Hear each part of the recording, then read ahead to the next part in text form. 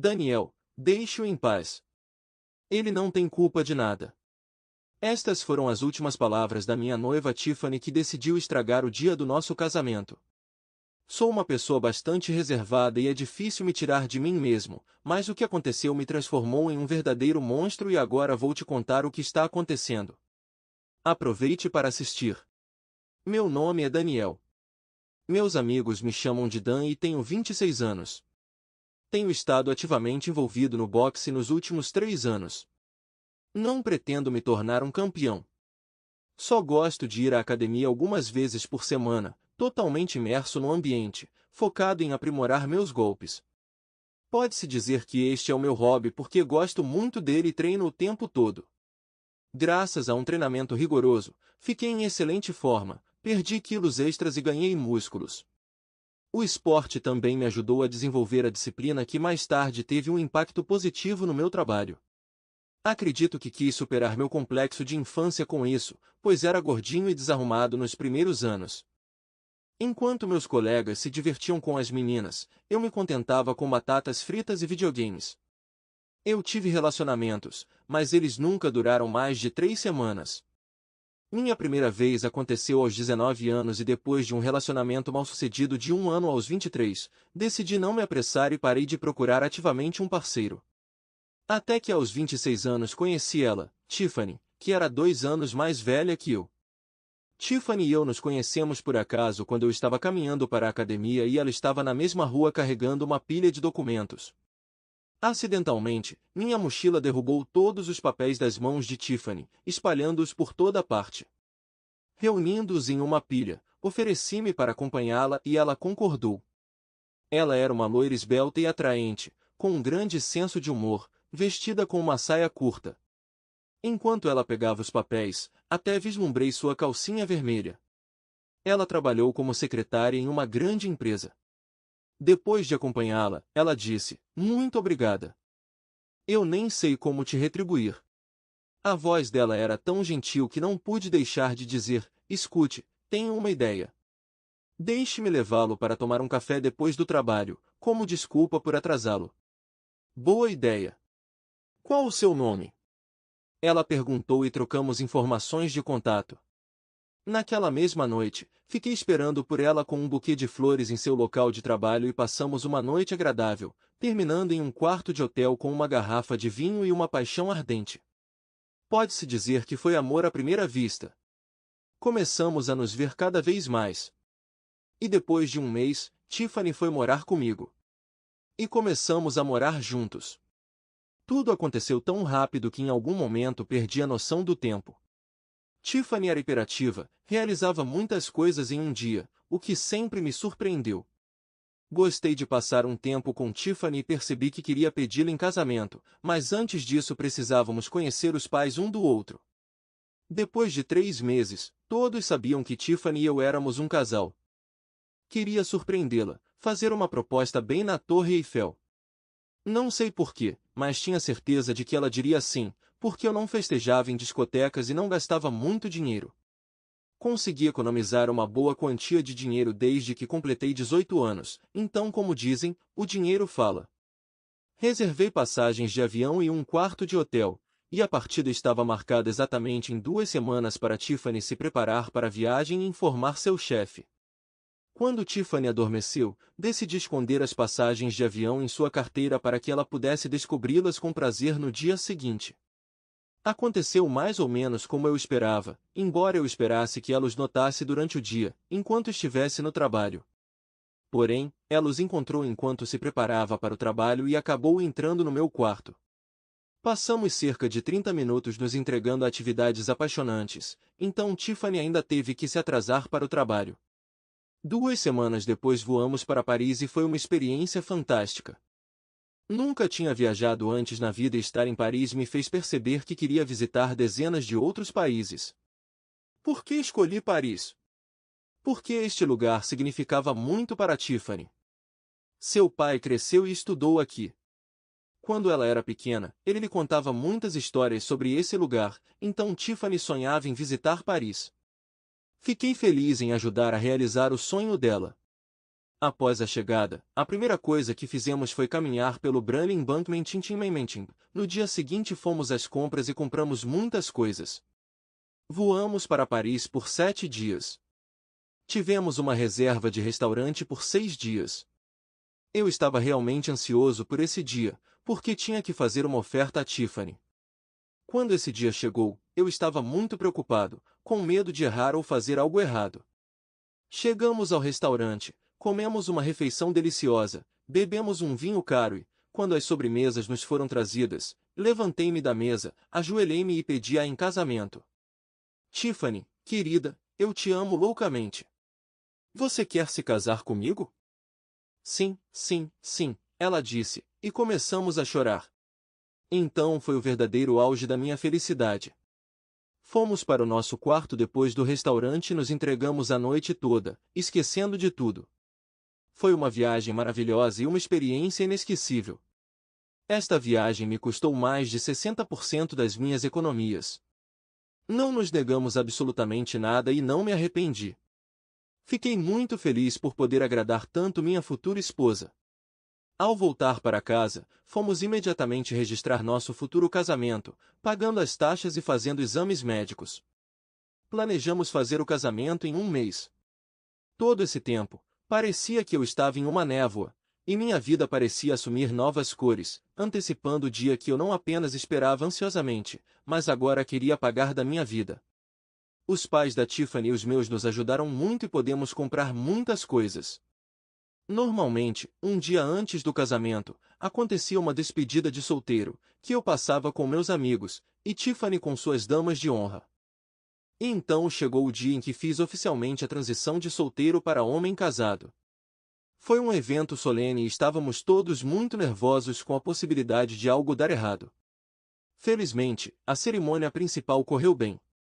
Tiffany e eu trocamos votos de amor eterno e fidelidade, depois trocamos alianças. Celebramos o casamento em uma grande casa de campo com uma vasta área, acomodando com sucesso todos os 150 convidados. De todas as pessoas, eu conhecia cerca de 30 a 40, o que em algum momento me divertiu, mas a maioria eram parentes distantes que eu tinha visto, no máximo, em fotografias. Nosso casamento foi em estilo tradicional, nada exagerado. Recebemos dezenas de parabéns e presentes dos nossos convidados. Todos estavam sorrindo e felizes. O que poderia dar errado? Daniel, por que sua noiva fica tão triste a noite toda? Meu pai disse de repente, se aproximando de mim, não sei. Ela está triste? Tudo parece bem com ela. O que está errado? Eu respondi, acabei de notar que Tiffany parece desligada. Não sei. Talvez você devesse ir falar com ela. Meu pai sugeriu, e fui até Tiffany, que estava sentada à nossa mesa, bebendo champanhe. Meu pai estava certo. Tiffany parecia um tanto distante naquela noite, como se algo estivesse errado. Enquanto eu dançava com os convidados, ela sentou-se à nossa mesa e eu nem percebi. Fiquei até com raiva de mim mesmo por isso.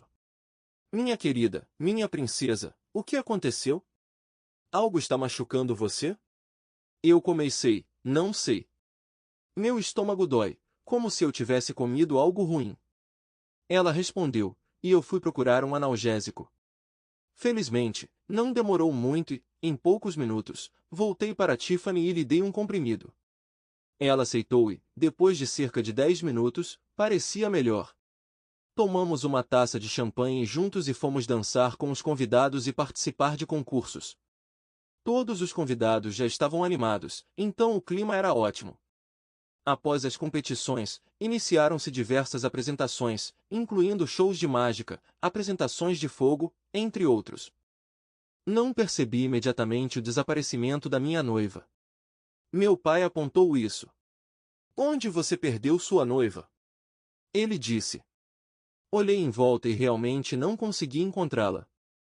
Talvez ela tenha ido ao banheiro ou algum lugar com as amigas. Contei ao meu pai e continuei aproveitando a comemoração, mas, literalmente, depois de 10 minutos, minha ansiedade aumentou. Como ela pode estar desaparecida por tanto tempo? Pensei comigo mesmo e fui em busca. Encontrei algumas amigas dela e decidi perguntar se elas tinham visto Tiffany. Não, Daniel, não a vimos. Honestamente, queríamos ir até você e perguntar sobre ela. Uma de suas amigas disse. Estranho. Vou perguntar a outros convidados. Eu respondi e fui em busca de minha esposa. Naquele momento, parecia-me que fazia parte de alguma competição. Interroguei 10 convidados, mas nenhum deles a tinha visto. Ela parecia ter desaparecido. Então decidi abordar meus amigos Donald e Stephen para me ajudar na busca, mas Stephen me disse o seguinte. Eu vi a Tiffany com o cinegrafista, Mark, acho o nome dele um cara legal.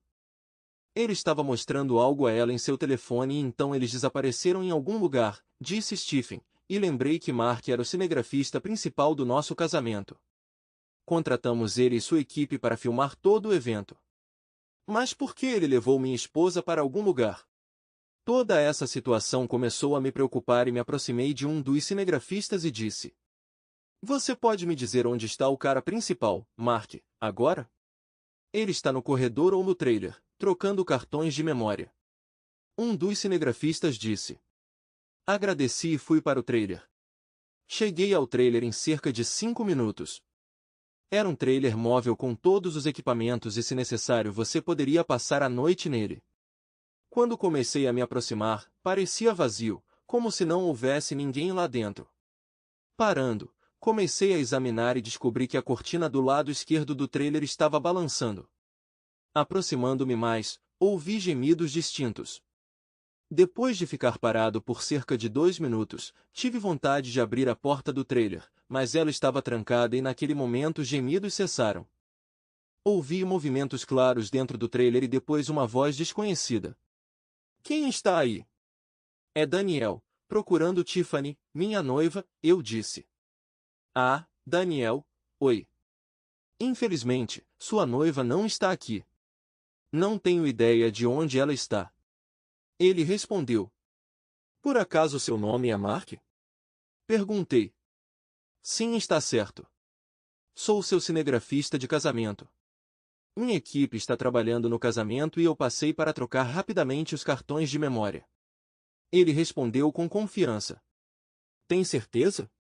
Disseram-me que Tiffany foi vista pela última vez com você. Ela se aproximou de você e você pode saber onde ela está. Eu disse. Não faço ideia, amigo. Ela veio até mim, pediu para mostrar algumas fotos, eu mostrei a ela e seguimos caminhos separados, disse Mark e senti que algo estava errado. Ok, Marcos. Talvez você abra a porta para que possamos conversar como estranhos. Eu decidi perguntar. Eu estava me trocando e você bateu naquele momento. Se você me der 5 minutos, vou me preparar e sair, disse Mark, e naquele momento vi alguém espiando pela janela e depois se escondendo rapidamente. Por que você está sendo tão tímido? Você não está nu aí, espero. Me deixar entrar. Vou verificar o que você conseguiu filmar enquanto isso você pode mudar, eu disse. Dê-me 5 minutos, Mark continuou e minha tensão aumentou. Eu tinha certeza de que minha esposa estava naquele trailer e esse Mark não me deixaria entrar. Naquele momento, meus amigos Donald e Steven correram até mim perguntando se eu havia encontrado meu noivo. Respondi que ela provavelmente estava no trailer com o cinegrafista e eles ficaram tão chocados quanto eu. Se você não abrir essa maldita porta agora, não serei responsável pelo que acontecer. Mudei meu tom e comecei a gritar e bater na porta. Danilo, acalme-se. Vou abrir daqui a pouco, só alguns minutos, disse Mark. Enquanto eu batia na porta, Donald e Steven subiram no teto do trailer, onde havia uma escotilha que lhes permitia entrar pelo teto. Eles fizeram exatamente isso, abrindo e pulando. Eles imediatamente abriram a porta para mim, e, ao entrar, vi minha esposa Tiffany, tentando desesperadamente se recompor. Enquanto Mark tentava se arrumar rapidamente, não tive dúvidas, Tiffany havia me traído naquele trailer. A primeira coisa que fiz foi me aproximar de Mark e acertá-lo no rosto com todas as minhas forças, fazendo-o cair na cama, mas permanecendo consciente. Então, pulei nele e continuei desferindo golpes. Tiffany, tentando colocar o vestido de noiva, começou a gritar. Daniel, deixe-o em paz, ele não tem culpa de nada. Donald e Steven asseguraram. Minha esposa estava obviamente perturbada e naquele momento eu não consegui reconhecê-la. Sentei em Mark e bati nele até que ele desmaiou, seu rosto ficou irreconhecível. Donald e Steven tentaram me impedir, mas não conseguiram, minhas mãos estavam cobertas de sangue e minhas pupilas dilatadas. Eu parecia um monstro. Mais tarde, Donald e Steven me disseram que estavam com medo de mim, estavam segurando Tiffany que tentava se libertar, tinham medo que eu pudesse machucá-la. Porém, me aproximei e olhando diretamente nos olhos dela disse, você é um lixo. Depois saí do trailer com Donald e Steven. Naquele momento meu pai correu para o trailer e ficou horrorizado com minha aparência. Ele não me perguntou nada, entrou no trailer e viu Mark deitado na cama coberto de hematomas. Tiffany estava sentada no chão chorando, ele imediatamente entendeu tudo. Nós quatro ficamos sentados em silêncio, abraçados, por cerca de 20 minutos. Daniel, me perdoe, disse Tiffany saindo do trailer. Ela queria sentar ao meu lado e me abraçar, mas eu a empurrei. Meu pai rapidamente a levou embora e foi falar com ela. Notei convidados saindo de casa e indo em direção ao trailer. Naquele momento eu os observei e de repente um objeto pesado bateu na minha cabeça e eu desmaiei. Acordei no dia seguinte no hospital, tive uma concussão e senti náuseas. Donald e Steven estavam sentados na minha frente explicando tudo o que aconteceu naquela noite. Acontece que Mark acordou, pegou sua câmera e quando saiu do trailer se aproximou de mim por trás, me batendo na cabeça como um verdadeiro canalha. Donald e Steven contiveram Mark e chamaram a polícia. Acontece que ele me causou uma lesão mais grave do que eu causei a ele. Ele provavelmente fingiu perder a consciência e eu caí nessa. Ele esperou o momento em que Tiffany sairia do trailer para me confrontar. Mark também apresentou uma declaração contra mim, alegando que eu o ataquei primeiro. Meu pai entrou e me contou o que Tiffany havia dito. Ele mencionou que ela estava fortemente intoxicada e sem controle de si mesma. Ela percebeu seu erro somente depois que eu bati em Mark e me arrependi profundamente. Seriamente? Se arrependeu? Ela entrou deliberadamente no trailer com Mark e ficou sentada em silêncio enquanto eu conversava com ele pela porta. E depois de tudo isso ela quer dizer que me traiu acidentalmente no dia do nosso casamento. Tratei essa informação com ceticismo e meu pai me disse que Tiffany queria falar comigo. No entanto, recusei-me terminantemente a falar com ela sobre qualquer coisa. Essa pessoa me traiu, pai. Não quero mais vê-la na minha vida e quero o divórcio. Meu pai me ouviu, desejou-me rápida recuperação e saiu da sala. Depois dele, minha mãe e outros parentes me visitaram, expressando pesar. As opiniões foram divididas em dois campos. Alguns disseram que eu deveria perdoar Tiffany e dar-lhe uma segunda chance, enquanto outros disseram que eu deveria deixá-la. Doeu-me profundamente que meu noivo tivesse me traído no dia do nosso casamento. Se eu a perdoar agora, que garantias tenho de que isso não acontecerá novamente? Decidi pedir o divórcio e evitei qualquer comunicação com Tiffany. Depois de passar uma semana no hospital, fui à delegacia onde apresentei uma contradeclaração contra Mark e deveríamos ter um julgamento. Mark já havia manchado sua reputação e arruinado sua carreira como cinegrafista. Porque todos os meus convidados deram notas baixas a ele. Um mês depois tivemos uma audiência que eu, claro, ganhei. Mark teve que me compensar e enfrentou uma possível prisão por causar danos intencionalmente à minha saúde. Depois daquela pancada comecei a sentir dores de cabeça e náuseas frequentes. Em seguida, tive que me divorciar de Tiffany, mas ela se recusou a assinar os papéis. Então fui ao tribunal e apresentei os documentos. Os pais da Tiffany quase me ligavam todos os dias implorando que eu perdoasse a filha deles. Em algum momento, parei de atender suas ligações. Depois de 2 meses, Tiffany assinou voluntariamente os papéis do divórcio.